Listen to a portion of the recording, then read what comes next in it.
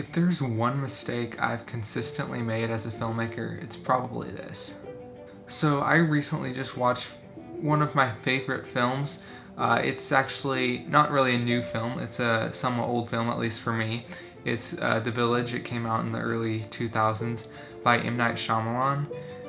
It's an amazing, amazing movie.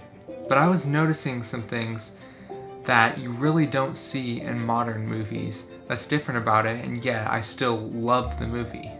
So as filmmakers, a lot of times we're chasing the best gear and stuff, and as far as lenses go, we love getting like f1.4 lenses and lenses that just make a ton of background blur because we love background blur and just things like that, and we get like thousands of dollars of lighting to try to make our shots look better. But then I watched this movie, and despite it being an amazing movie, almost all the shots have like little to no background blur whatsoever. Like there's maybe one scene that has a good amount of background blur, and the rest of them you can see off into the distance. Basically, you can see the whole shot. And another thing I noticed is a lot of it seems to be natural lighting. Like whenever they're outside and stuff, I won't spoil the plot for you, but whenever they're like outside talking and stuff, it's just overcast, cloudy skies, and I don't know if they did have lighting, but it really didn't look like they had much lighting. They were just using natural light. And there were maybe a couple scenes inside where they definitely used some film lighting, but for the most part, it looked pretty natural and pretty just plain. And as far as the cinematography goes, the cinematography was just phenomenal, amazing. All of M. Night Shyamalan's movies are, but I just kept noticing that it really didn't look like what we think of as cinematic movies. It really didn't look like that, and yet I loved the movie. And there's a reason for that, and I'm getting to that in a second. But I'm also going to mention a second movie. And this is a movie that came out just this year, and it's Project Hail Mary, and I love this movie as well. It's a great movie, and it has great cinematography, amazing cinematography, and it does have a background blur, and the lighting, you can tell it's definitely lit, and like they used a ton of different lighting. But I like this movie as well, and it's not because of that.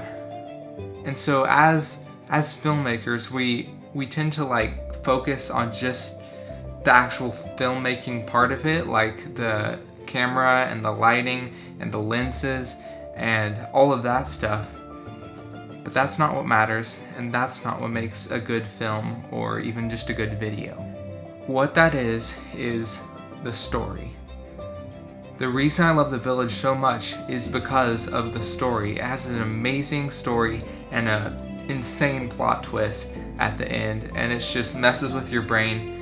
It's a great movie. And the same with Project Hail Mary. It has a great story. It's a great movie because of the story, not necessarily because of what it looks like.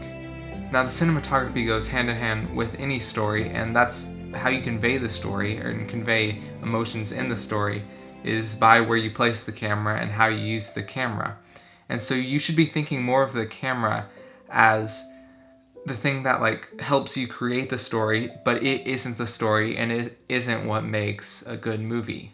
And another thing is that a lot of filmmakers, they'll just like slap some music on there just to try to make it better because it doesn't look good without the music.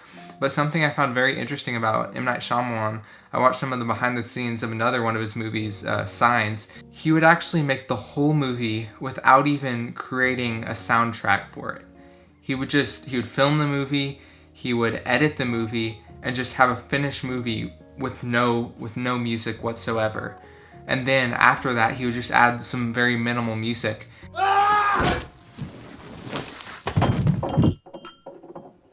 With Sixth Sense, we had a cut with no music, and Unbreakable with no music, and Signs, especially Signs with no music. They all have this poetry to them where you can hear the subtle voices of the writing and the acting.